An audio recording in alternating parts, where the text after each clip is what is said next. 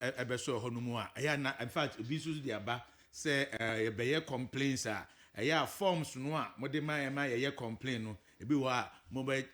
some officers timi ka say omo forms asa eno mo ni ade se be ya koto form ni bi bra na A4 sheet bra ana so agi wo musika complainants ni sika ansa na one more amom sheet a on be complain no so I don't know how true this is. Justice. Papa and the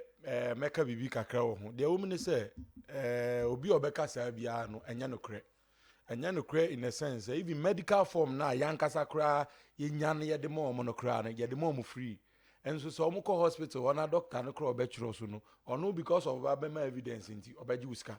nti enya no kre bi o no ma abekire ne say form ya me de mawi wo de ko hospital ye beji uska nti wo kwa na wa prepare menim say ya na ye o madwen say bia police na ye gisika no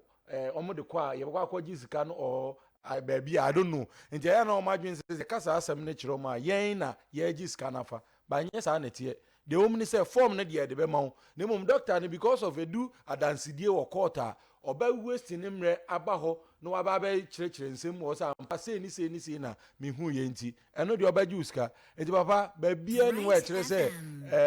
ya mako ya ma me form ana ya ma me statement form say me nchro na ba itimi catch us koto A4 sheet bra de papa menti bi kurada